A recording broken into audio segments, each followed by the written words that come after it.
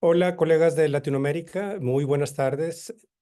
Me da mucho gusto poder estar en contacto con ustedes a través de este medio el día de hoy para hacerles la presentación del evento que hemos preparado en conmemoración del Día Mundial del Pulmón. Creo que un día para el pulmón, siendo que son dos, es poco, y en ALAD decidimos hacer un poco de énfasis en la gran problemática que tenemos en las patologías respiratorias y hemos transformado ese Día Mundial del Pulmón en la Semana ALAD del Pulmón, en la que hemos querido abarcar las cinco grandes que maneja FIRS, el Foro Internacional de Sociedades Respiratorias, que son EPOC, asma, tuberculosis, infecciones pulmonares y el cáncer de pulmón. El día de hoy vamos a tener nuestro primer simposio que va a ser enfocado a la EPOC. Cada uno de los departamentos relacionados con estas cinco patologías, los departamentos de ALAD, tendrá su simposio. Lo que queremos es invitarlos a que participen activamente con nosotros. Vamos a tener la primera media hora mensajes importantes, información clave que les sirva para estar en contexto de cómo estamos actualmente desde el punto de vista epidemiológico, señales que debemos mandar a nuestra comunidad, que tengamos nosotros como médicos herramientas para transmitir y que la gente que se está contactando con nosotros que padecen de este problema o que tienen familiares tengan una información de primera mano. Después de la primera media hora aproximadamente, tendremos un foro abierto para todos ustedes que tengan preguntas, tanto de la parte médica como de la parte de la comunidad en general, que nuestros expertos les estarán contestando y los estarán orientando qué es lo más conveniente para todos ustedes para prevenir y tratar esta enfermedad. A continuación los voy a dejar con el programa. Me pasan la siguiente diapositiva donde vamos a tener el programa. Bueno, primero presentar al director del departamento de ALAT, el doctor Efraín Sánchez. Él es un neumólogo del Centro de Investigación Respiratoria del Instituto Ecuatoriano de Enfermedades Digestivas en Guayaquil. Efraín, por favor, toma el mando, la moderación del simposio y presenta la agenda para nuestros asistentes. Les deseo mucho éxito, que estén muy bien. Muchas gracias, Adrián. Bienvenidos a todos y muchas gracias por tomarse su tiempo de participar en esta actividad que le hemos preparado el día de hoy. Esta semana vamos a empezar con la Semana del Pulmón, hablando de la enfermedad pulmonar obstructiva crónica y la agenda que le hemos preparado desde el departamento de POC el día de hoy. Le vamos a hablar de los siguientes puntos. Yo les voy a hablar un poco sobre la epidemiología global y regional. Los factores de riesgo los va a mencionar el doctor Robinson Robles desde México. Las manifestaciones clínicas, la doctora Ingrid Núñez desde Chile. Las herramientas de diagnóstico temprano, el doctor Gonzalo Mendoza de Chile. Las medidas de prevención, Michael Schweitzer desde los Estados Unidos. Y qué hacer si me diagnostican EPOC, la doctora Katy Casillas desde México. Ahora vamos a empezar a hablar sobre la epidemiología de la enfermedad. Voy a compartir mi pantalla para, si me dejan compartir mi pantalla, por favor, para hablarles un poco sobre la epidemiología de la enfermedad. Pero antes de hablar de la epidemiología de la enfermedad, yo les voy a hablar fundamentalmente sobre qué es la EPOC. Y la EPOC no es nada más unas siglas: E de enfermedad, P de pulmonar, O de obstructiva, C de crónica, sino según la guía latinoamericana del EPOC, en su última versión del año 2020, nos habla de que es una enfermedad que se caracteriza por una limitación crónica al flujo aéreo, que es heterogénea, y esto ya nos va a dar bastantes pistas de lo que vamos a ir desarrollando en los próximos minutos.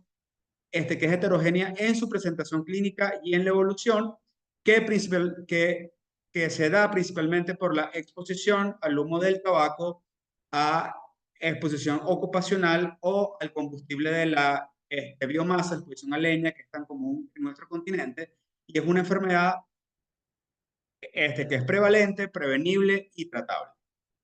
Y hablamos que es prevalente porque ya hay datos de estudios realizados en nuestro continente que nos hablan de una prevalencia media aproximadamente de un 12.1% en estudios en los principales países de la América Latina. Pero si proyectamos a la enfermedad desde el año 2020 hasta el año 2050, nos podemos fijar que acá en moradito claro podemos ver nuestro continente. Esto significa, si lo llevamos a un resumen de esta lámina, de que aproximadamente ese 12% de prevalencia media para el año 2020 del EPOC en Latinoamérica puede disminuir entre 8,6 a 10,5% para el año 2050. Por eso representa fundamentalmente, considerando este crecimiento de población de nuestro continente, esto plantea de que para el año 2050 vamos a tener alrededor entre 60 y 90 millones de personas con EPOC en nuestro continente. Ya hablamos de la prevalencia, pero debemos hablar entonces de qué representa el EPOC dentro de las principales causas de muerte a nivel mundial. Y el EPOC representa la tercera causa de muerte a nivel mundial para el año 2020. Con el COVID, esto ha bajado hasta la tercera, cuarta causa de muerte, pero debemos considerar algo, que de las tres primeras causas para el año 2020, todas se pueden relacionar con un enemigo común, que es el cigarrillo. Eh, por eso, nuestro segundo punto será a cargo o estar a cargo del doctor Robinson Robles, quien nos va a hablar desde México sobre los factores de riesgo que se asocian al EPOC. Tal? Muy buenas tardes. Muchas gracias, doctor Efraín. Me permito compartir la presentación. Mm,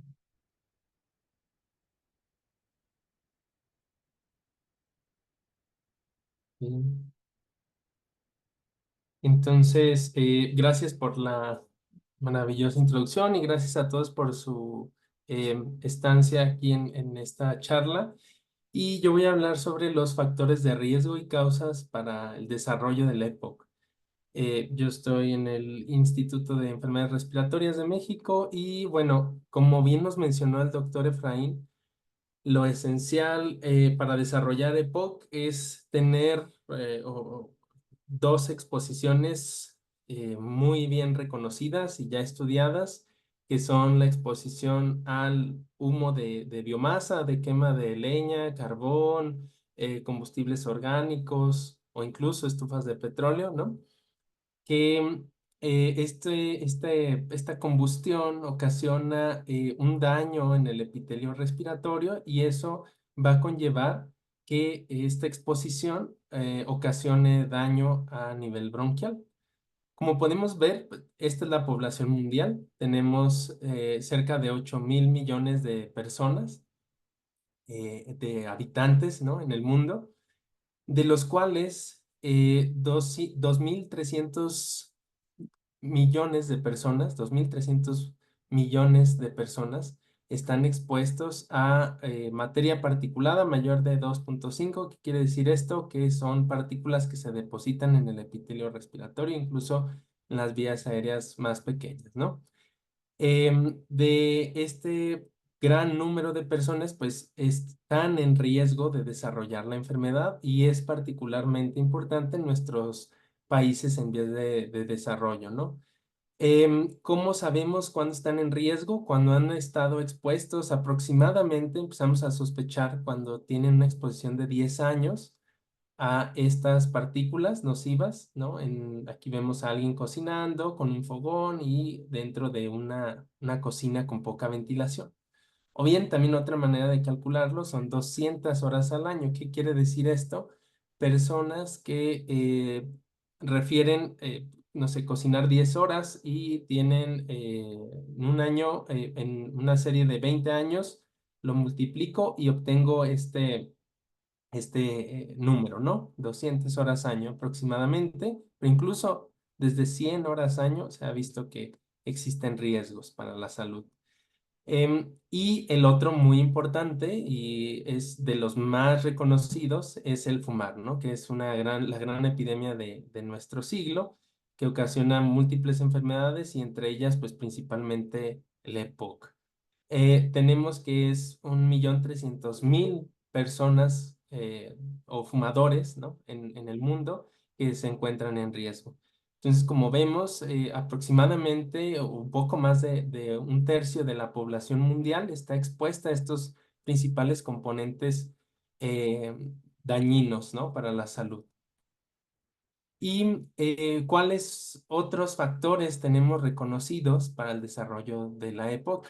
Bueno, este es un estudio de análisis en el cual se evaluaron los diferentes factores de riesgo para desarrollar EPOC, pero específicamente vamos a ver de estos 392 millones de personas que existen en el mundo con EPOC, la gran mayoría se encuentran en países de ingresos medios y bajos, como los nuestros en Latinoamérica.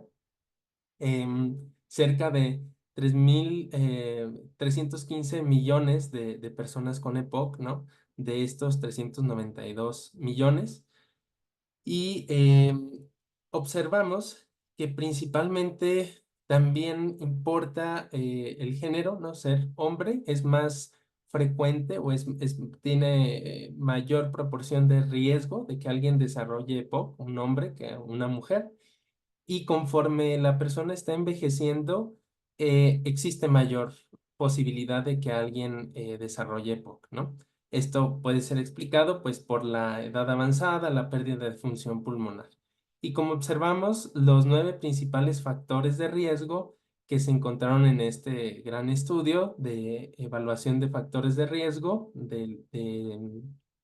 a nivel global, pues observamos nuevamente el sexo, la edad avanzada, fumar, pero también algo importante, no fumadores expuestos al tabaco de segunda mano o lo que conocemos como tabaquismo pasivo, ¿no?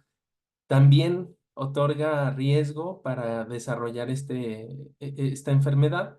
Tener un índice de masa corporal bajo, tener historial de tuberculosis, la exposición al humo de leña, factores genéticos, infecciones de repetición cuando se es joven o niño y tener una exposición a polvos, ¿no? De manera laboral.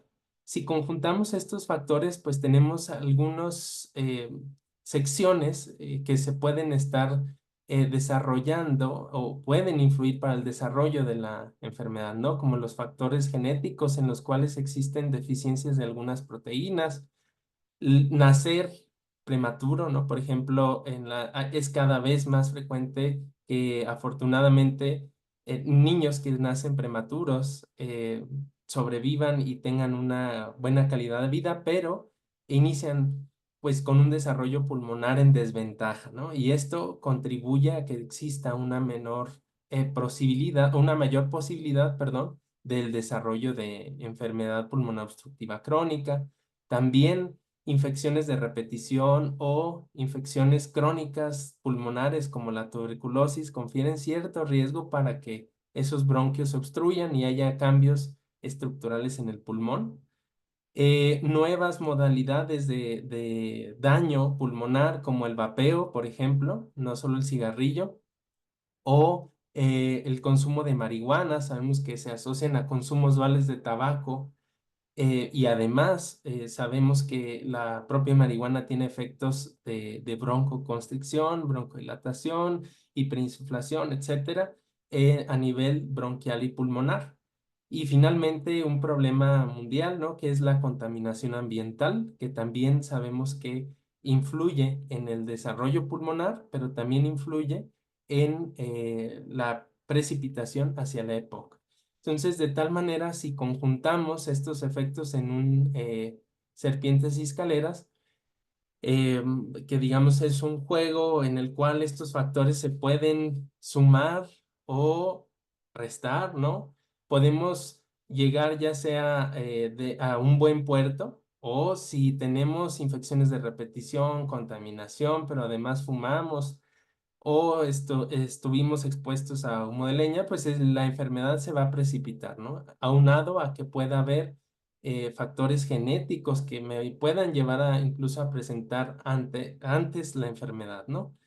Entonces, si sumamos factores, pues podemos ir en una carrera de Fórmula 1 y desarrollar rápidamente el IPOC. Entonces, o ir restando factores, ¿no? Cuidar vacunaciones, quitar el humo de tabaco, etcétera, pues podemos ir en un Volkswagen, ¿no? Y como conclusión, pues es importante identificar todos estos factores de riesgo, abordarlos, principalmente los que podamos controlar, ¿no? Que podamos influir en ellos, como el fumar o la exposición, la ventilación de los domicilios de las personas que cocinan con fogones, ¿no? Y es importante desde el punto de vista médico, pues gestionar políticas de salud pública dirigidas a reducir este impacto de todos estos factores. Muchas gracias.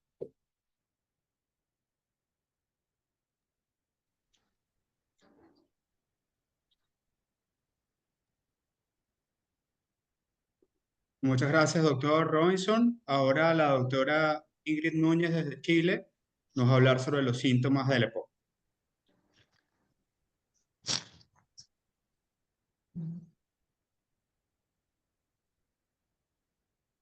Sí.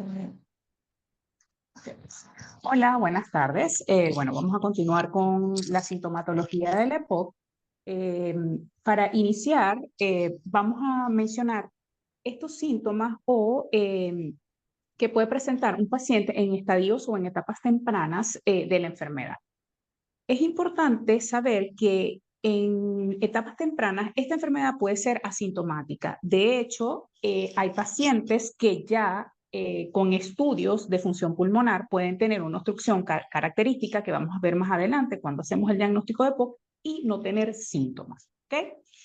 Muchas veces podemos encontrar la tos como un síntoma temprano, pero el paciente tiende a confundirlo a la tos habitual por la exposición del tabaco que ya vimos recientemente que era uno de los factores de riesgo más frecuentes. Estos pacientes pudieran presentar síntomas persistentes después de un cuadro infeccioso. De hecho, tienen mayor riesgo de infecciones respiratorias o presentan infecciones respiratorias bajas con más frecuencia y podrían tener como síntomas persistentes tos y disnea. Por lo general, los pacientes en etapas precoces no van a tener manifestaciones sistémicas que mencionaré más adelante y como les acabé de mencionar, la obstrucción por lo general se va a demostrar en este tipo de pacientes con un estudio funcional. Los síntomas, además de la tos y la disnea, que ya les mencioné que podrían presentarse levemente en etapas tempranas, pudiera acompañarse de ruidos en el pecho, sibilancias, sensación de opresión en el pecho como es en los casos de crisis o exacerbaciones de la enfermedad e incluso en etapas más avanzadas pérdida de peso. En cuanto a la tos y la expectoración, la tos puede ser tanto seca como productiva o húmeda y esta se puede presentar de forma intermitente en etapas tempranas, pero a medida que la enfermedad progresa, esta pudiera ser más continua, presentarse de todos los días. Por lo general, el paciente va a tener expectoración, pero no podemos descartar la presencia de EPOC en aquellos pacientes que tienen una tos no productiva. La disnea, como les mencioné previamente, es como el síntoma más importante y característico de la EPOC. Y la disnea tiende a ser progresiva. Me parece interesante y me gusta mucho esta gráfica que explica fisiopatológicamente o la patogenia de la enfermedad y por qué se produce esta disnea. Y como podemos ver, a medida que va avanzando o la EPOC se hace más severa, por el aumento de la resistencia de la vía aérea, la pérdida de la retracción elástica del pulmón y la pérdida del tejido de soporte, que son característicos en el enfisema y la obstrucción bronquial típica del EPOC, vamos a tener que estos pacientes van a producir atrapamiento aéreo e hiperinsuflación y este va a ser el motivo principal de la disnea y además la disminución de la capacidad del ejercicio y por supuesto esto va a llevar a un deterioro de la calidad de vida. La disnea en la EPOC tiende a ser progresiva en el tiempo, vamos a encontrar que empeora con el ejercicio y va a ser persistente, a diferencia de otras enfermedades obstructivas, como por ejemplo el asma, que la disnea puede ser intermitente. En el caso de la EPOC, la disnea es persistente y va a progresar en el tiempo. Además de este motivo de hiperinsuflación como causante de la disnea, en estos pacientes vamos a conseguir en etapas avanzadas que se va a producir algo que realmente es como un círculo vicioso en donde la disnea va a generar intolerancia al ejercicio, el paciente disminuye su actividad física por evitar la disnea y esto va a producir a su vez un desacondicionamiento físico con pérdida de tejido muscular, que como les decía, podemos tener un paciente con pérdida de peso y que además este desacondicionamiento físico va a generar mayor disnea. Entonces el paciente se torna sedentario, pierde masa muscular, se desacondiciona físicamente y esta disnea va a empeorar y así sucesivamente va a tener una mala calidad de vida, por supuesto, relacionado con la salud.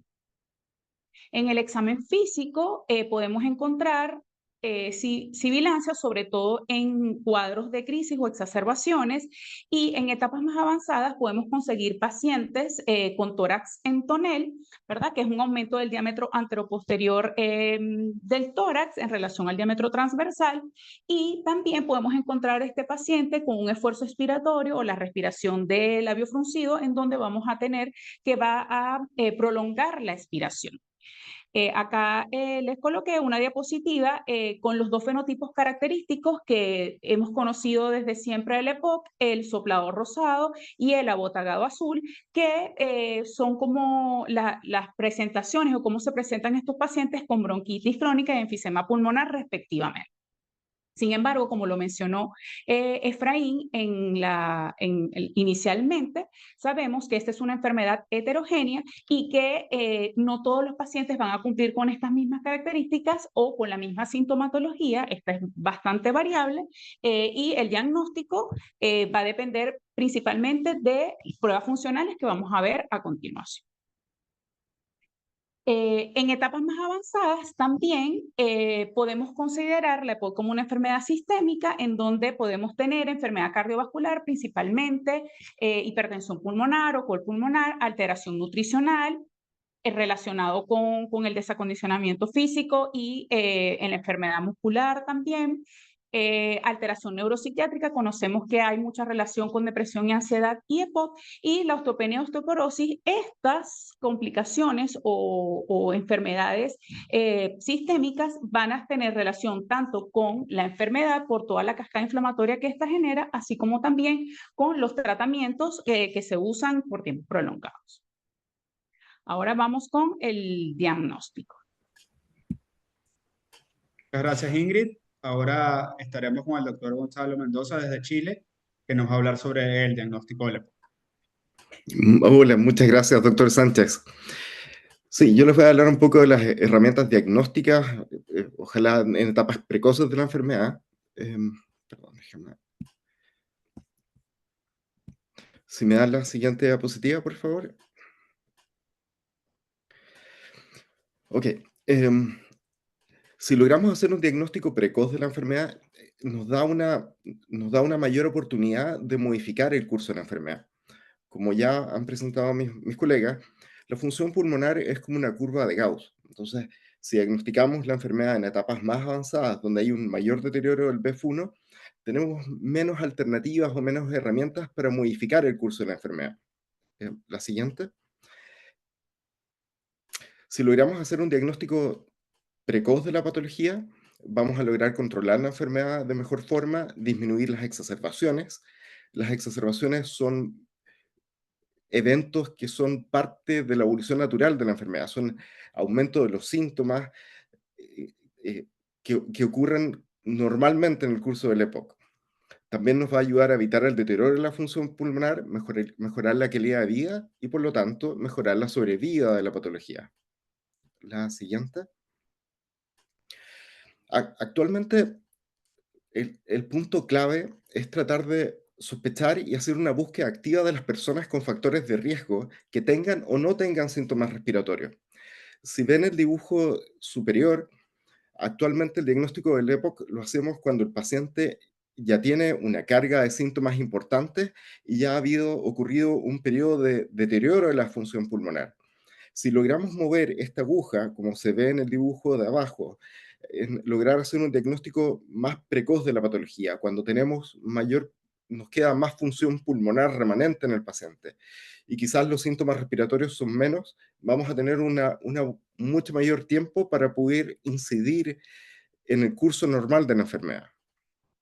La siguiente, por favor. Las herramientas que tenemos para el diagnóstico precoz del EPOC son cuestionarios de evaluación de riesgo, por supuesto la historia clínica y el examen físico, nuestro gran gold estándar, que es la espirometría o que es la gran prueba de función pulmonar que disponemos, otras pruebas de función pulmonar complementarias, las imágenes y otros exámenes. La siguiente. De los cuestionarios de evaluación de riesgo son en general instrumentos sencillos que nos permiten identificar a pacientes que tienen riesgo de desarrollar EPOC, especialmente factores de riesgo como el tabaquismo. De estos, el siguiente, uno de ellos es el COPD Population Screener, que es un cuestionario de 5 preguntas que básicamente contemplan la disnea, la tos, la historia de tabaquismo y el impacto de los síntomas respiratorios en la vida diaria. Tiene una sensibilidad y una especificidad que es aceptable alrededor del 70% para detectar pacientes EPOC, fumadores y exfumadores, y esto nos sirve como una herramienta de cribado para determinar, que se puede utilizar en atención primaria, para determinar la población en riesgo que probablemente se va a beneficiar de ir a un estudio de función pulmonar. La siguiente. Otro cuestionario de evaluación de riesgo que también es útil, que probablemente la mayor parte de ustedes conoce, es el CAT. El CAT se utiliza principalmente para el manejo del EPOC ya diagnosticado, pero hay algunos estudios que muestran que un puntaje alto en un grupo de pacientes con factores de riesgo tiene una alta sensibilidad, que es alrededor del 82%, para detectar EPOC. Es menos específico, pero de nuevo nos ayuda, nos sirve como una herramienta de cribado para determinar qué pacientes nos van a servir a ir a un estudio de función pulmonar. La siguiente. Por supuesto, la historia clínica y el examen físico, es necesario siempre una buena historia clínica en todos los pacientes que son fumadores o exfumadores o en aquellos que han tenido alguna exposición de las sustancias que antes se han mencionado. Factores importantes de investigar es la historia de tabaquismo, calcular el IPA, en el fondo, que es la cantidad y la duración de tiempo de carga tabáquica, la exposición laboral o ambiental a otros contaminantes, la presencia de síntomas respiratorios que ya mencionó la Ingrid, como la tos crónica, la producción de esputo o la disnea. La siguiente. La espirometría es nuestro gold estándar para el diagnóstico de EPOC. Nos permite medir la función pulmonar y detectar la obstrucción al flujo de aire. Los parámetros claves acá son la relación del BEF1, partido por la capacidad vital forzada, que se considera alterado cuando es menor del 70% post-broncodilatador. Y el BEF1 nos permite hasta cierto punto evaluar la severidad de la obstrucción. La siguiente. Las imágenes, que algunas veces quedan un poco fuera o poco mencionadas en algunas guías. La radiografía de tórax en algunos casos nos permite ver algunos signos indirectos de enfisema. Pese a que tiene una baja sensibilidad a especificidad, nos puede ayudar a orientar el diagnóstico y algunas veces a descartar otras comorbilidades que son frecuentes también en el EPOC. El escáner es una herramienta mucho más útil para el diagnóstico, también nos permite hacer un grado de fenotipificación, o sea, caracterizar mejor nuestros pacientes con EPOC. Nos permite identificar cosas como tapones mucosos, que actualmente ha sido un tema bien importante, y también descartar otras comorbilidades y hacer un screening de cáncer de pulmón. La siguiente. Otras pruebas de función pulmonar, algunas veces su doctor le puede pedir hacer otros exámenes complementarios como la difusión de monóxido de carbono, el test de marcha a los 6 minutos o volúmenes pulmonares, que estos otros exámenes complementarios de la función pulmonar nos permite estipular un poco el pronóstico de la patología. La siguiente. Algunos otros exámenes complementarios de gases, de exámenes de sangre en el fondo, aunque no se ocupan específicamente para el diagnóstico de EPOC, sí también nos ayudan a fenotipificar o buscar activamente algunas comorbilidades o identificar algunas causas genéticas que también se mencionaron antes, como el déficit de alfa-1 antitripsina. En los casos más severos o ya en etapas más avanzadas, La utilidad de los gases arteriales nos permite medir la cantidad de oxígeno transportado a la sangre y la eliminación correcta del dióxido de carbono. Y de nuevo es para entender el grado de la gravedad de la enfermedad y algunas veces la necesidad de indicar oxígeno domiciliario. La siguiente. ¿Cuándo referir al paciente a un broncopulmonar? Si se sospecha EPOC, en base a la historia clínica, los cuestionarios, síntomas, signos clínicos, hay que derivar para hacer una espirometría para confirmar el diagnóstico. En las áreas en que haya poca disponibilidad de recursos para hacerlo, se podría requerir la coordinación a otros servicios de salud secundarios o terciarios de ser necesario. Y la siguiente, por favor. Y en los casos en que encontremos pacientes que tienen factores de riesgo, de repente algún paciente que se ha derivado por algún escáner alterado o porque tiene algunos síntomas que al médico de atención primaria o algún familiar le hacen ruido de que pueda tener un EPOC y esto no se confirma por algún examen de función pulmonar, muchas veces la indicación es la monitorización para evaluar la progresión de los síntomas y reevaluar la necesidad de volver a hacer exámenes de función pulmonar o del seguimiento por algún especialista. Muchas gracias, Gonzalo. Recordarles a nuestros participantes, primero agradecerles que estén allí. Nos quedan 2 speakers, pero quería recordarles primero que en el botón de preguntas y respuestas tienen la posibilidad de enviarnos sus interrogantes, consultas, dudas que van a ser resueltas, de alguna manera respondidas al final de las presentaciones. Ahora tengo el agrado de presentar al doctor Michael Schweitzer desde los Estados Unidos, que nos va a hablar sobre las medidas de prevención contra el EPOC. Muchísimas Michael. gracias. Gracias, Efraín. Está es perfecto, gracias. Bueno, para comenzar a hablar un poquito de las medidas de prevención de EPOC, que redunda un poco en lo que han discutido mis colegas anteriormente, pero quería exaltar que la prevención de EPOC es importantísima y entender que el EPOC es una enfermedad crónica que es prácticamente 100% prevenible, excepto en pocos casos en los cuales no será. Al ser este el caso, y conociendo los factores de riesgo que aquí les presento, se pueden empoderar bien a los médicos como a los pacientes para tomar control sobre su salud y sobre decidir si en algún momento se tendrá POC o no. Es ideal que nadie fume, que bien conocemos que es una de las principales causas del EPOC, pero entendemos que esto no es una realidad y estamos aquí para ayudar a nuestros pacientes a dejar de fumar. Entrando un poco para entender las medidas de prevención y entendiendo cuáles son los tipos de EPOC y las causas del EPOC, si atacamos estas causas, pues podemos evitar el EPOC como tal. La primera causa, que es la que les digo, que es una causa que ya no depende de nosotros, es una causa genéticamente determinada, particularmente por un gen en el cromosoma 14, nos referimos a esto, la deficiencia de alfa-1 antitripsina, que tiene 150 genotipos, que son distintos, uno de importancia, el ZZ, que es el que realmente causa la enfermedad. ¿Y cómo podemos ayudar a nuestros pacientes en este sentido? Pues preguntándoles de sus antecedentes familiares, reconocer si hay enfisema o EPOC en tempranas edades o problemas de hígado o falla hepática en pacientes jóvenes. Eso nos ayuda o nos da ideas o pequeñas claves para entender esto. El segundo clasificación o etiotipo del EPOC que conocemos es el del desarrollo abnormal pulmonar. Aquí hablamos mucho desde el crecimiento in útero de los pacientes, esto inclusive antes de que nacieran, pues es muy difícil reconocerlo, pero tenemos que entender que la nutrición materna y el evitar el fumar de las madres es importantísimo para evitar el EPOC. Después el EPOC por cigarrillo, el que nos referimos, que es de vital importancia, que acontece en la mayoría de los casos, es pues simplemente dejar de fumar y no exponerse ni de forma activa ni de forma pasiva. No podemos dejar de lado el vaping o el cannabis. Ellos también toman una gran relevancia en el EPOC.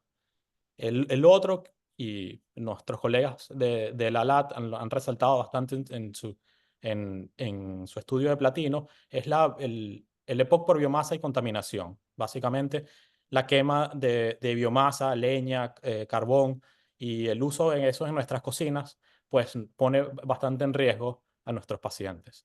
Y cosas importantes también es las enfermedades infecciosas que a veces nos olvidamos que pueden tener participación en el EPOC. Estas son como la tuberculosis, de la cual hablarán bastante el miércoles otros colegas, el VIH y otras enfermedades respiratorias en la infancia. Por último, el EPOC causado por el asma. Un asma mal controlado puede llevar a la remodelación endobronquial y esta remodelación endobronquial puede convertirse en crónica y nuestros pacientes tener ambas enfermedades, ambos EPOC y asma. Siguiente, por favor. Como les mencionaba anteriormente, el tabaquismo representa el 30 a 40% de los casos de EPOC en los países de mediano y bajo ingreso, particularmente en nuestros países de Latinoamérica. En los países con mayores ingresos, estas cifras aumentan a niveles del 70-80%. Pues entendemos lo importante que es dejar de fumar y no hay otra alternativa, lamentablemente. Esto es lo que tenemos y lo que debemos hacer. Siguiente. ¿Qué podemos hacer como médicos para ayudar a nuestros pacientes? Bueno, el GOLD recomienda estos cinco pasos. En general, averiguar si los pacientes que están fumando, inclusive si han dicho que han dejado de fumar en anteriores visitas, volver a preguntar. Pues sabemos que la reincidencia al cigarrillo es bastante alta y no lo debemos tomar como un fracaso. Debemos tomarlo como una medida que es normal, que se entiende y que podemos volver a atacar. Después debemos aconsejar y enfatizar el desuso del tabaco, ¿verdad? De fumar completamente. Debemos asesorar esa voluntad. Obviamente no todos nuestros pacientes están en ese momento que quieren dejar de fumar, pero pueden comenzar a tomar medidas. Y esto lo debemos bastante personalizar. No hay una varita mágica para todo el mundo. Después debemos asistir a nuestros pacientes a dejar de fumar. ¿Y cómo entramos en esta parte de asistir? Esto es muy importante, ya que como médicos somos los que podemos prescribir medicaciones como la vareniclina, el bupropion, los reemplazos de nicotina, bien sea por parches eh, o por pastillas, que pudiesen ayudar al paciente a dar esa milla extra para poder dejar de fumar. Importante, está reconocido que el uso de parches y el uso de pastillas como la vareniclina, que estamos viendo en la parte baja de esta diapositiva, se han demostrado que son mejores que una monoterapia. ¿Ok? Entonces entendemos que hay terapias de reemplazo con nicotina, los parches, las gomas, las pastillas, inclusive el spray nasal es una modalidad que se pueden combinar con estos otros medicamentos que no tienen nicotina, como la vareniclina y el bupropion. Siguiente. Pues enfatizando de nuevo la exposición a humos, de cómo lamentablemente entendemos que más de 2.300 millones de personas en el mundo cocinan con biomasa, leña, carbón, y pues esto lamentablemente los expone a padecer de POC. ¿Qué podemos hacer como médicos? Bueno, incentivar a políticas de Estado y incentivar a nuestros pacientes en la manera de lo posible, cambiar a otros métodos de cocción, bien sea de manera eléctrica o por gases. Siguiente. Las otras medidas que habíamos hablado, bueno, el tratamiento y manejo de la tuberculosis. La tuberculosis eventualmente puede llevar a un cambio en el flujo respiratorio por afectación anatómica en casos bastante avanzados. Pues es importante entonces tratar esta enfermedad que tantos de nuestros pacientes padecen. Controlar el asma, y al controlar el asma debemos enseñar a nuestros pacientes cómo utilizar sus inhaladores y prescribir los inhaladores adecuados, obviamente. Y obviamente la vacunación. La vacunación es sumamente importante, como lo habíamos visto, es una de las causas infecciosas. Tenemos vacunas para la influenza, tenemos para la neumonía, el virus sensitial respiratorio, también para el zóster. Todas las vacunas en sus edades pertinentes son importantes para la prevención del EPOC. Y ya con esto concluye. Muchísimas gracias. Muchas gracias, Michael. Y ya para finalizar, la doctora Katy Casillas, voy a dejar de compartir mi pantalla. La doctora Katy Casillas nos va a presentar unas breves recomendaciones sobre qué hacer si padezco la enfermedad. Katy. Aquí estoy compartiendo pantalla. Un momentito, por favor. ¿Ya ven mi pantalla?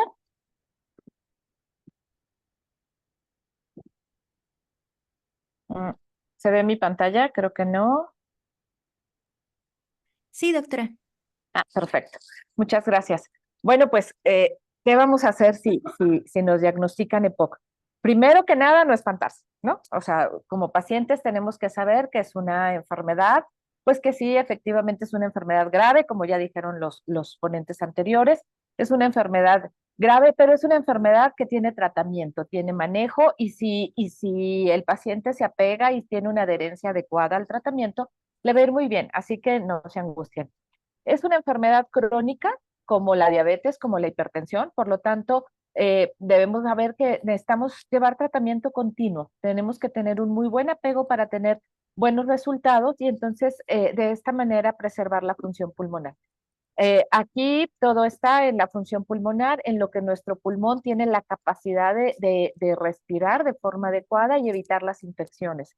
Entonces tenemos que ir a esos dos puntos, a estar cuidando nuestra función pulmonar y llevar un tratamiento adecuado también para evitar las infecciones. Como les dije, es una enfermedad crónica, no tiene cura y puede ir avanzando y va a ir empeorando con el tiempo, pero podemos ir deteniéndolo y puede ser grave. Como ya les dije, existen muchos medicamentos para poder controlar esta enfermedad. ¿Qué es lo que vamos a hacer? Pues acudir a un médico que atiende EPOC. Sí, puede ser nuestro médico de primer contacto, efectivamente. Sin embargo, hay médicos que se especializan en esta enfermedad, como los neumólogos. Entonces, si esta enfermedad no lleva un buen control o el paciente ve que sus síntomas no mejoran o que al contrario van avanzando, bueno, pues hay que ir con un especialista en la patología, que como les dije hace un momento, es un neumólogo. Igual, si ya un médico de primer contacto les indica que están en una etapa avanzada de la enfermedad, que están en un estadio avanzado, bueno, pues sería muy conveniente que estuvieran valorados por un neumólogo. Anteriormente les hablaron de otras pruebas de diagnóstico. Ya el especialista puede hacer unas pruebas más avanzadas para ver si usted es candidato a algún tratamiento más específico o alguna terapia, no sé, que podría ser hasta quirúrgica en determinado momento. Entonces es importante que si es algo grave, acuda pues con el especialista. Este médico, como les digo, solicitará algunas pruebas complementarias, estará haciendo quizá las mismas como la espirometría para ver la evolución de la enfermedad, ver qué tan rápido está avanzando y poder de esa manera determinar el mejor tratamiento. Ya comentó el doctor anterior, evitar los factores de riesgo. Dejar de fumar es súper importante. Es quizá uno de los mayores pilares para disminuir el avance de la enfermedad. Entonces, dejar de fumar es parte del tratamiento, es algo que no puede evitar de hacer. ¿Cómo lo vamos a hacer? Pues acudiendo a una clínica contra el tabaco, si la tiene accesible, ¿verdad? Y si no, buscar ayuda hasta en línea, etcétera, pero hay que buscar la forma de dejar de fumar. Su médico y especialmente el neumólogo le puede indicar algunos tratamientos que le van a ayudar a disminuir esa sensación de malestar que le llamamos la abstinencia, que se presenta cuando uno quiere dejar de fumar, y entonces eso nos va a ayudar. Hay otros factores de riesgo como el humo de leña y a veces eso es un poco más difícil de dejar, ¿verdad? Porque quizá no se puede cambiar la estufa o no se pueden cambiar las condiciones, pero sí hay forma de platicarlo con los médicos y quizá este médico le pueda decir, pues hay que ventilar la casa, hay que poner una estufa cerrada, etc. Además de estos factores que también ya nos hablaron, hay otros muchos factores que pueden ser ocupacionales. Y entonces, si nosotros lo platicamos con el médico y ese médico nos dice, eso le puede estar generando el EPOC, pues hay que tratar de buscar la mecánica de disminuirlo, como una mascarilla especial en un trabajo, por ejemplo, en un paciente que está expuesto a contaminantes en su labor diaria, y entonces si ocupa una mascarilla adecuada para evitar la inhalación de estos polvos, humos, gases, sería lo ideal. Es decir, hay que disminuir los factores de riesgo que generaron la enfermedad, que aunque ya está, van a contribuir a mayor daño si no se quiten. Entonces es muy, muy importante buscar la manera de cambiar, de detectar estos factores de riesgo y cambiarlos. La rehabilitación pulmonar. La rehabilitación es básica también en estos pacientes.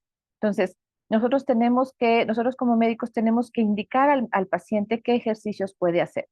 Sin embargo, el hecho de caminar es una medida muy buena, ¿no? El simple hecho de caminar, mover los brazos, mover piernas, nos va ayudando a que nuestra musculatura tenga una fuerza adecuada y nos permita mantener volúmenes adecuados. Entonces, es muy importante asistir a una terapia de rehabilitación pulmonar, pero insisto, si no tenemos una terapia, simplemente caminar, hacer ejercicios de inspiración profunda puede ser adecuado. Entonces, todo paciente se debe mover. De repente los pacientes dicen, ay doctora, ¿cómo quiere que me mueva si me falta mucho el aire? Pues aún así, si aún así el paciente está utilizando oxígeno suplementario, hay que caminar con las puntas de oxígeno, pero hay que hacer ejercicio. Entre más se mueve un paciente, más se va a poder mover en el futuro. Si se vuelve sedentario, que ya lo comentaron también los ponentes anteriores, es parte de la enfermedad, porque como falta el aire, cambian los hábitos, pues esto impacta mucho y disminuye la calidad de vida. Entonces, el paciente tiene que seguir en actividad física, tiene que seguir moviéndose. Y también ya lo dijo el ponente anterior, reducir el riesgo de infecciones. Eso es también muy, muy importante. En esta enfermedad y como en muchas enfermedades respiratorias, cuando el paciente tiene una infección, se ataca al pulmón, o sea, literalmente se agrede de una forma muy severa al pulmón y entonces entre más exacerbaciones, que así le llamamos nosotros, entre más procesos infecciosos tenga, el daño para el paciente es mucho mayor y entonces pone en mayor riesgo su vida. A más exacerbaciones, más riesgo de que se acerque la muerte, ¿no? De que el paciente fallezca. Por lo tanto, es muy importante buscar todas las formas de disminuir el riesgo de infección. Una de ellas es tener un gran apego al tratamiento. Lo que le indique su médico, los inhaladores que le indique su médico, si hay alguna tableta, etcétera, todo hay que tomarlo de forma adecuada, en los horarios adecuados para poder disminuir este riesgo de infecciones. Otra es la vacunación. La vacunación es básica, ¿verdad? Contra todo lo que se pueda vacunar, contra influenza, contra COVID, contra neumococo, contra herpes, contra virus incisional, contra todo lo que tenga usted el apoyo para vacunarse, es muy importante que esté vacunado, porque con cada infección que evitemos, estamos prolongando la vida y la calidad de vida.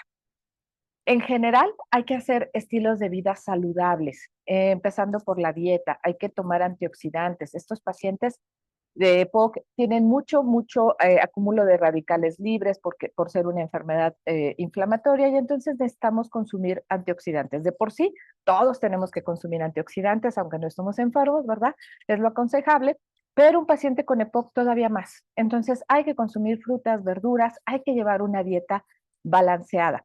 Un descanso adecuado, también tener hábitos adecuados de sueño, dormir las horas pertinentes, ¿verdad? Mínimo 6, 7 horas, lo ideal serían 8 horas diarias, que el paciente tenga un adecuado descanso. Y como les dije, la movilidad, por lo menos caminar, pero tiene que moverse el paciente. También debemos saber, como ya lo dije, que las exacerbaciones son lo peor que le puede pasar a un paciente que tiene enfermedad respiratoria. Por lo tanto, detectar los síntomas rápido, a tiempo, para que acuda a su médico y podamos atender esta enfermedad antes de que tenga consecuencias graves. ¿Cuáles son los datos de alarma que tiene que estar vigilando un paciente con enfermedad respiratoria, especialmente con EPOC? Pues fiebre, aumento de los síntomas que ya se hablaron, como la tos, la expectoración, la disnea, el que aumente la fatiga. Estos pacientes pueden tener mucha fatiga y si de repente se sienten mucho más cansados que de costumbre, algo está pasando, entonces hay que acudir con el médico para que éste pueda dar una atención oportuna, ¿verdad? Y detectar una infección a tiempo y dar un tratamiento y que no se complique el paciente. Y hace un momento comenté, llevar los tratamientos como debe ser.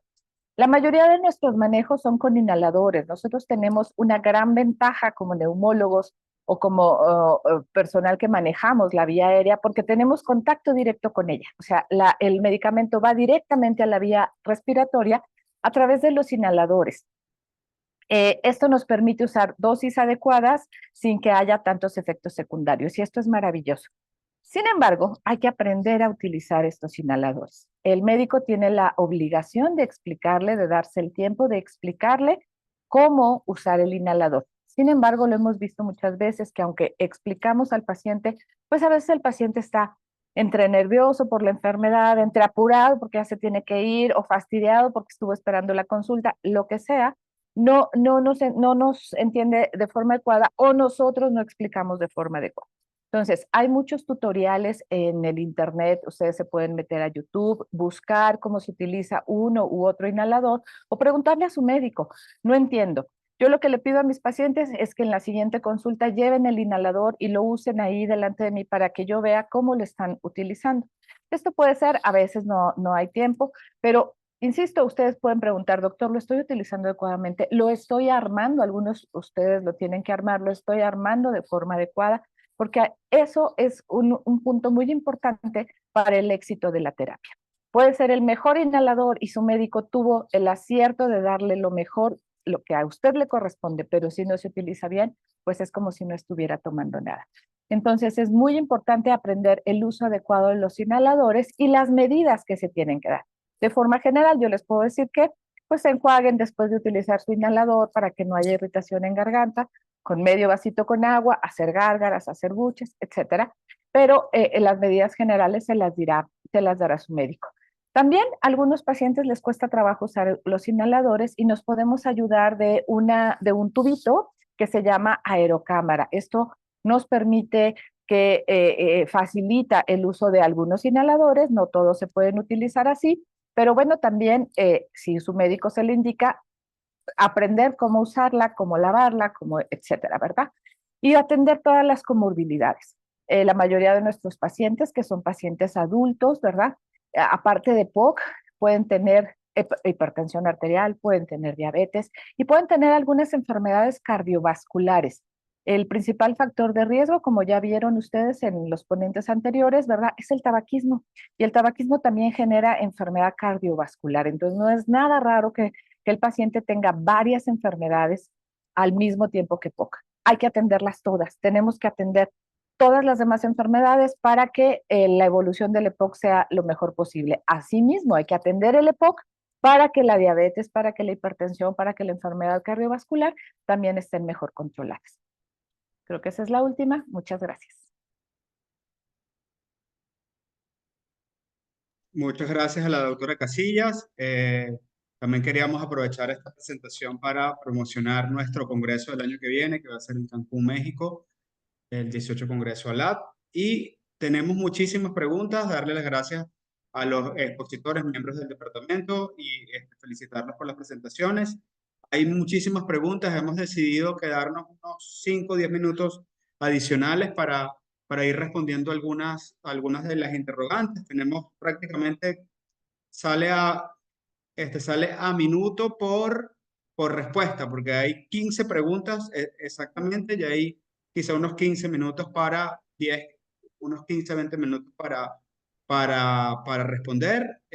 Se las voy a ir leyendo, yo les voy dando, según el tema que sea, les voy dando la palabra a cada uno, no sé si les parece. Jenny Núñez nos habla sobre qué pruebas de función pulmonar se puede realizar en un paciente poco colaborador. Yo aquí ya le estoy respondiendo en texto, pero se lo puedo ir conversando. Si bien la oscilometría de impulso pareciera que tiene un gran futuro y es una prueba que va a ser muy útil, necesitamos validar esta prueba para este diagnóstico de la enfermedad. De una sola vez respondo con esta otra pregunta que por allí nos hicieron sobre el 2575, que es un parámetro que mide la pequeña vía aérea en el EPOC. Es el gran olvidado de la espirometría, que ahora con la oscilometría, que está como muy de moda, es lo que siempre utilizábamos antes para hacer la disfunción de la vía aérea pequeña, pero por supuesto que esa disminución de 25-75 precozmente ya nos dice que está pasando algo en esta vía aérea pequeña, ¿no? Cristian Cabarcas, gracias por su pregunta. No sé si Michael pueda responder esta pregunta. Me gustaría que hablaran un poco sobre el solapamiento asma con EPOC. Sí, claro. Bueno, lo que conocíamos antes como ACOS, que es ese solapamiento, desapareció en las guías GOLD y ahora tratamos las dos enfermedades como entidades distintas, con la importancia de saber que cuando se está tratando asma y EPOC a la misma vez, se debe favorecer el tratamiento de asma. ¿A qué me refiero con esto? Al uso de inhaladores de corticosteroides en el tratamiento, inclusive si vemos que hay un patrón obstructivo leve. Muy bien, muy bien. Se debe tratar entonces cuando sospechamos asma EPOC como si fuera con una combinación, ¿no? Como dijo Michael, de broncodilatadores con corticosteroides. La doctora Joana García nos hace dos preguntas o dos comentarios. Yo voy a elegir, Joana, disculpe, voy a elegir la más sencilla de responder. Eh, ella nos dice, los pacientes con espirometría obstructiva pero sin síntomas, le damos tratamiento. Como ustedes se pudieron haber dado cuenta, no hablamos de tratamiento durante la charla. Yo pudiera ir respondiendo a esta pregunta. No hay nada demostrado, no hay ningún estudio que avale el uso de los broncodilatadores en los pacientes con enfermedad obstructiva sin síntomas, por lo cual estos son los pacientes que le debemos recomendar las medidas de prevención que nos habló Michael y la doctora Katy Casillas. El doctor Sergio Pacheco ya le mencioné lo del 2575. Alguien que nos quiere hablar, nos siguen preguntando sobre tratamiento, sobre los pacientes con roflumilaz en bronquitis crónica. ¿Alguno muy cortico que quiera aportar algo sobre la experiencia con roflumilaz en bronquitis crónica? Porque la mía ha sido muy poca. No sé si Katy o Gonzalo. Sí, nosotros hemos tenido un poco de experiencia, tampoco es mucha, es un grupo de pacientes, es un nicho de pacientes pequeño el que es candidato a roflumilaz. Desde hace algún tiempo en nuestro país no es fácil conseguirlo, sin embargo, los pacientes que lo toleraron y lo consumieron les iba muy bien. Disminuye mucho la hipersecreción, por lo tanto disminuye las exacerbaciones y disminuye esta gran molestia de tos y expectoración. Es un medicamento que se utiliza justamente para estos pacientes que se siguen exacerbando por hipersecreción, o sea que tienen mucha tos con expectoración, ¿verdad? Y tiene muchos efectos secundarios. Uno principalmente que es las diarreas, ¿verdad? Abundantes y la pérdida de peso secundaria. Entonces se vieron varias estrategias como para tolerar el medicamento, como tomarlo un poco espaciado, un día sí, un día no, la mitad de la dosis, etcétera. Sin embargo, pocos pacientes lo toleraban. Pero de esos pocos pacientes, el que le tolera le va muy bien. La verdad es que tiene muy buena respuesta, pero insisto, son pocos pacientes los que toleran el medicamento. Muy bien, gracias, Katy. Hay varias preguntas sobre rehabilitación que más o menos habla de lo mismo, así que lo dejo abierto. Acá dirigen directamente a Ingrid. Ingrid, durante su exposición, la doctora Ingrid, esto nos pregunta Magali Arias, resaltó la disnea como uno de los síntomas que se exacerba con el esfuerzo. ¿Qué opinión tiene sobre esta rehabilitación pulmonar en estos pacientes? No sé, no sé si Bueno, está por ahí. como lo mencionó igual la doctora Katy en sus diapositivas, pues todo paciente con diagnóstico de POC y además curse con disnea, independientemente de la severidad de la enfermedad o lo avanzado que esté en la enfermedad, es candidato a rehabilitación pulmonar. Siempre considerar la terapia broncodilatadora, que es la piedra angular del tratamiento, y esto es parte del tratamiento en aquellos pacientes que con el manejo de comorbilidades, con el tratamiento farmacológico adecuado, que se cumpla de manera adecuada y de forma adecuada con la técnica adecuada y persistan con disnea, la rehabilitación pulmonar está 100% indicada. De hecho, para la EPOC es lo que tiene la mayoría de estudios con una efectividad y mejora en la calidad de vida y, por supuesto, mejora en síntomas. ¿Puedo agregar? Y si me permites agregar, comenta por ahí la persona que preguntó que, bueno, que si tiene disnea el paciente, ¿cómo lo va a hacer? bueno, efectivamente tiene disnea y con estos ejercicios poco a poco va a ir rehabilitando esa capacidad pulmonar y va a ir disminuyendo la disnea, va aumentando la tolerancia al esfuerzo y entonces poco a poco se va a sentir mejor. Si esa disnea es de tal grado que requiere oxígeno, ¿verdad? Que desatura el paciente y requiere oxígeno, la rehabilitación se tiene que hacer con oxígeno, pero es muy importante que la hagan, ¿no? A pesar de que el paciente sienta que no puede, tiene que ir poco a poco y ver mejorando su capacidad. Gracias, Katy. No sé si el doctor Robinson Robles nos puede ayudar con la pregunta de Lara, que nos dice el cambio que hay entre la brecha entre la diferencia de prevalencia entre hombres y mujeres con la EPOC en los últimos años, que se ha aumentado, entiendo, la pregunta nos dice hacia las mujeres.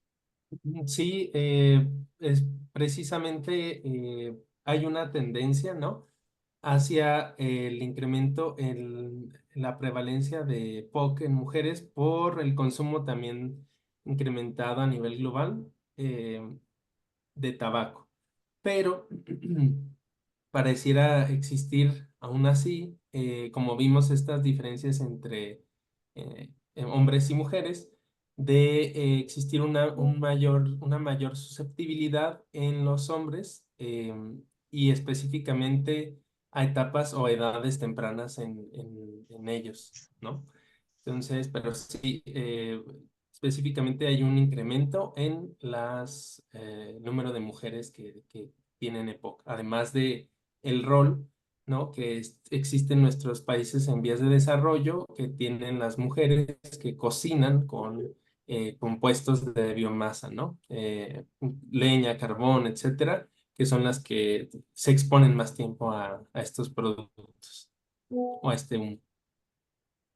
Muy bien, muy bien. Por aquí hay otra pregunta, Perdón, no sé si... Sí, perdón, si me permites, esto que comenta Robinson es algo bien importante y a mí me gustaría hacer hincapié. Em, yo creo que tenemos una gran población de mujeres con daño, así como lo dijo él, con biomasa, y desafortunadamente o no se interroga y no se les hacen los estudios pertinentes, o las mismas pacientes lo consideran normal. Están tan habituadas a toser que es como la abuela tose, la mamá tose, pues yo toso, y ellas mismas lo dicen, o sea, porque tengo tos así, pues es por el humo, pero entonces llegan de forma muy tardía a la consulta. Llegan de forma tardía ya cuando tienen cor pulmonale, ya cuando tienen hipertensión pulmonar, que están teniendo otros síntomas, pero los síntomas iniciales como la tos no los ven como enfermedad. Entonces es algo que nosotros como médicos o los pacientes tienen que empezar a darse cuenta que esto es un signo de alarma y que es una enfermedad que se puede tratar y que les va a ir muy bien si lo detectamos a tiempo. Perdón por la interrupción. muy bien. Gracias, Katy. Tenemos 10 minutos. José Silva nos habla sobre la diferencia entre enfermedad post-tuberculosis y post-TB. Yo pensaría, José, que no es solo semántica,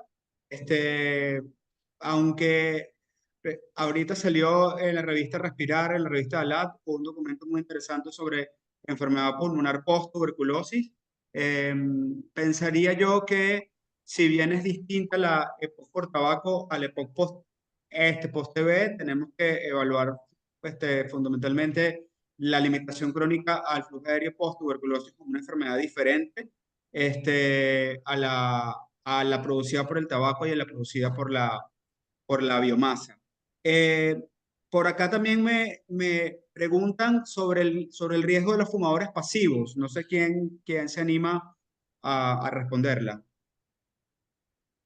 Sí, sí, el riesgo para los fumadores pasivos ronda eh, un riesgo relativo de 1.1, 1.3 aproximadamente. ¿Qué quiere decir esto? Aproximadamente el 20-30% de las personas que han estado expuestos por largo tiempo, ¿no? Periodos que son variables, que van desde los 20, 30 años en domicilio, ¿no? O lugares cerrados, pueden tener riesgo de desarrollo para EPOC. Siempre se conjuntan, como vimos, otros factores. Esa suma de factores, pues puede conllevar a que esta persona tenga enfermedad pulmonar obstructiva crónica.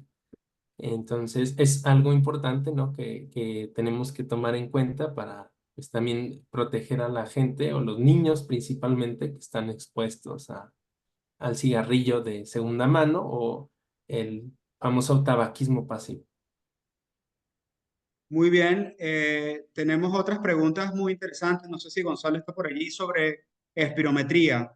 Nos hablan, Gonzalo, sobre el uso ahora del Z-score, cuáles son las recomendaciones actuales. Nos hablan también sobre qué indica una espirometría con el patrón PRISM o el patrón Prisma. Y nos hablan también en espirometría sobre, por aquí está otra pregunta de espirometría, sobre, exacto, si pensamos que la relación va a cambiar hacia el Z-score.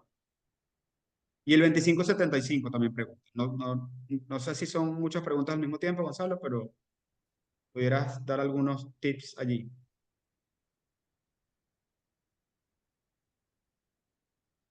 ¿Estás por allí? Sí. Estás muteado, Gonzalo.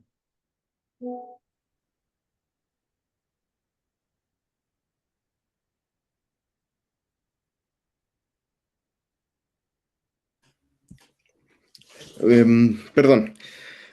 Chuta, no sé si estoy en condiciones de responder esa pregunta, como es bien específica, en verdad. Em,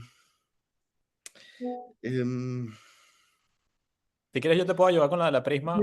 por favor. Z-Score, bueno, yo pudiera apoyar un poco con lo del Z-Score, es una propuesta, está trayendo es un hot topic totalmente, hay que esperar con qué viene el documento Gold 2025, nosotros en la guía LAD no la estamos incluyendo como criterio como criterio de diagnóstico, pero sí los cursos itinerantes de espirometría de LAD están ya favoreciendo, empujando y educando hacia el informar las pruebas con el Z-Score. Pensamos que aunque todavía hay algunas escuelas que están bien en contra o es algo polémico, sin embargo pensamos que se debería informar completamente de la manera tradicional y de la manera con el Z-Score. Y sí, yo pensaría que el 25-75 se debe informar cuando aislado está alterado. Pensaría que es lo que se debería hacer. No sé si el Prince, Michael. Sí, bueno, y agregando el 25-75, yo creo que se debería reportar porque nos da cierta idea. Sin embargo, no tenemos estudios o métodos de tratamiento para ayudar en esto. Es algo simplemente que podemos tener a consideración para entender un poco más la patología de nuestros pacientes, pero no es algo que en realidad estamos tratando hoy en día. Lo del PRISM, que es bien interesante y ha estado evolucionando bastante, debemos entender que el PRISM es una foto en el tiempo y esa foto puede cambiar en el futuro o se puede mantener igual. Y por lo que entendemos es que el PRISM en un tercio de nuestros pacientes se va a mantener en el próximo espirometría, en un tercio de ellos va a florecer y nos va a mostrar un patrón obstructivo y en un tercio de estos pacientes va a desaparecer y se nos va a presentar una espirometría normal. Al igual que el 25-75, el PRISM no es algo que tratamos, pero que en las guías Gold hoy en día consideran o pueden considerar como un pre-COPD o pre-POC. Ya veremos mucho más. Es importante, eso sí, cuando vemos un patrón PRISM en espirometría, pedir un TLC para confirmar que no estemos también tratando de un patrón restrictivo que esté oculto ahí si solamente estamos viendo en la espirometría. Exactamente, muy bien. La, estas propuestas que ha hecho Gold son nada más que propuestas de volver al PREPO, que era el anterior Gold 0. Y ahora Prism, yo creo que el Prism es un patrón que es muy variable, como dice Michael, que puede predecir riesgo cardiovascular y que se puede quedar o se puede normalizar o puede, digamos, evolucionar y regresar de nuevo. Aquí es importante el seguimiento con espirometría de estos pacientes. O hay una pregunta que respondo muy rápido. ¿Qué papel está jugando el uso de monoclonales aprobado solamente por la EMA? dupilumab para reducción de exacerbaciones. Aún estamos en aprobación de la FDA. Ponemos aquí responder en directo. Voy a dejar dos preguntitas para el final que están muy interesantes.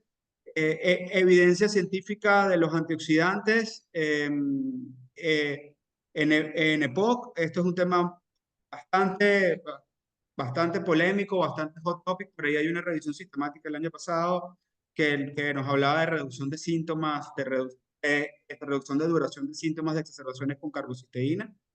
Quizás respondo la pregunta con eso. Y al final quedan varias preguntas y nos van a disculpar si van a quedar varias cosas por responder, pero ya estamos por terminar. Hay una pregunta de Astrid Herrera, que creo que nos conocimos en Chile durante el Congreso de este año.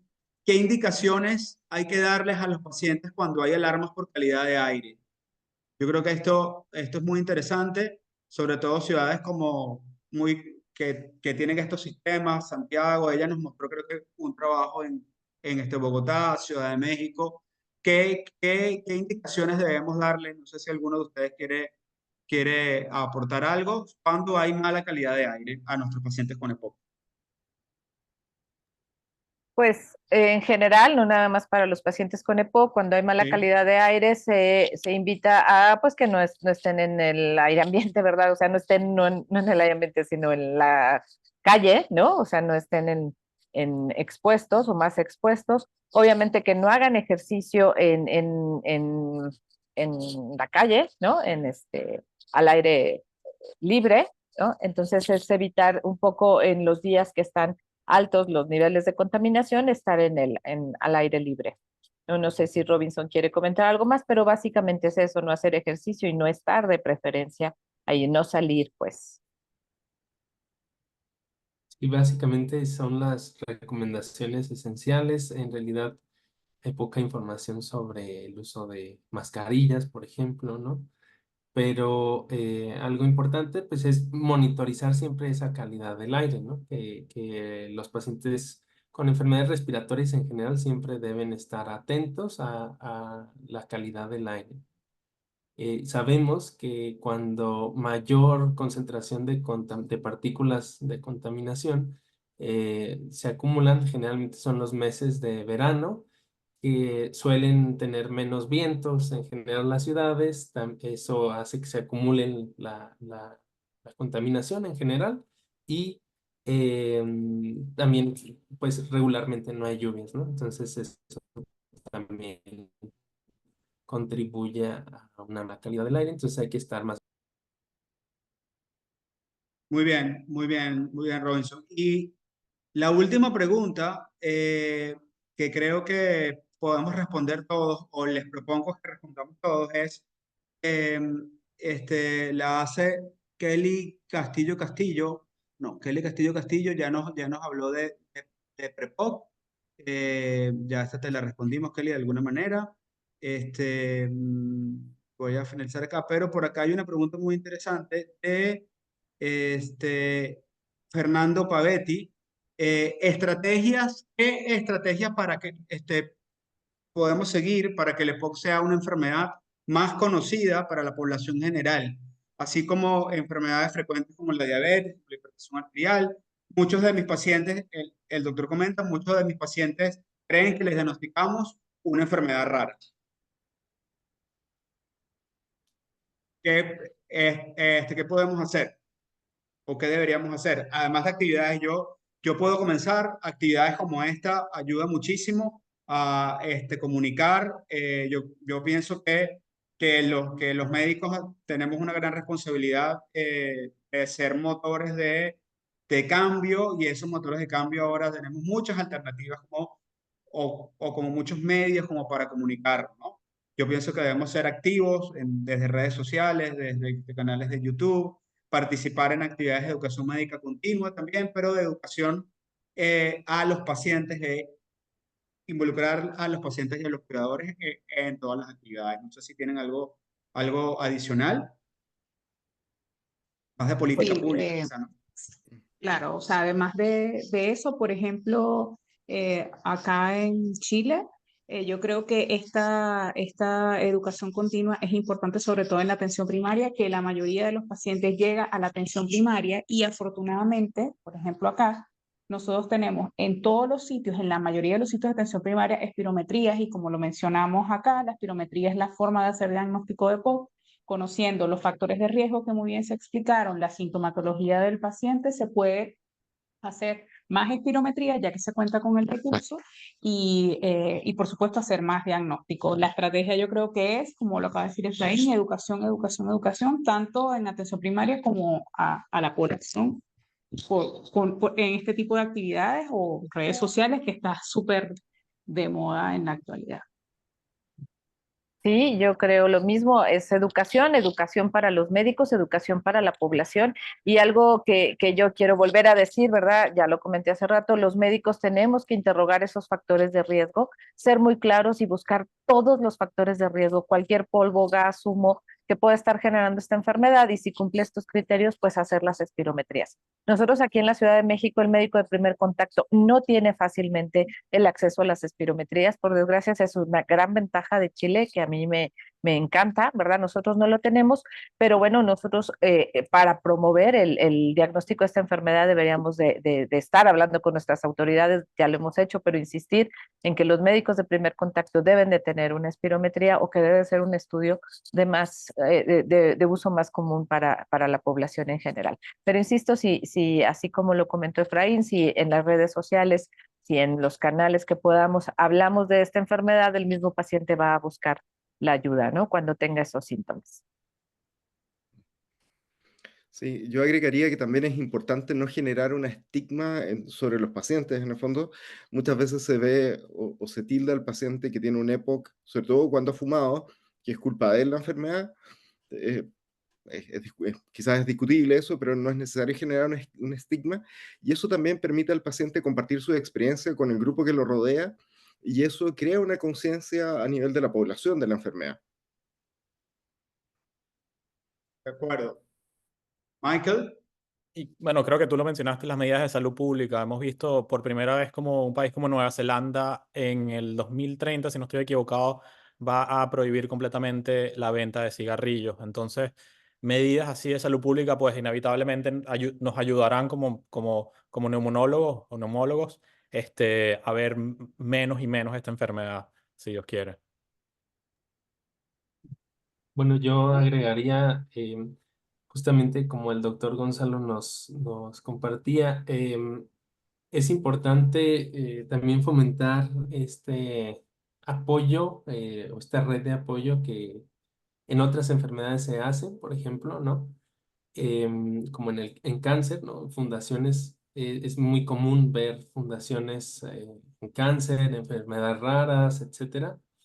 Em, y esto fomenta el apoyo a los pacientes y la información también hacia los familiares. Entonces, creo que es importante hacer grupos o fomentar grupos de apoyo, de orientación desde nosotros como la parte médica, como los mismos pacientes y familiares que pueden compartir experiencias y orientarlos más en su enfermedad, ¿no?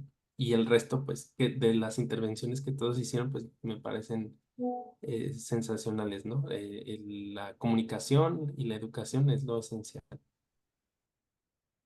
Bueno, muchas gracias a todos mis compañeros, gracias a Lat por la oportunidad. Ya fui respondiendo tanto por texto como se fue respondiendo todas las preguntas, creo que no quedó nada sin responder. Aprovecho a los que están conectados todavía a invitarlos una actividad del departamento de POC, y involucrarse en el departamento, a participar en las reuniones que son los segundos martes de cada mes. Y en el mes de noviembre vamos a estar presentando la actualización de la guía de POC de Lab del año 2024, así que vienen muchas cosas desde acá para seguir diseminando la enfermedad o el conocimiento y la educación en el EPOC. Así que muchas gracias para todos y buenas noches. Saludos. Buenas noches a todos. Buenas noches, bye, gracias. Buenas noches. Y los esperamos mañana en el siguiente módulo que hablaremos de asma. Así es. Saludos a todos.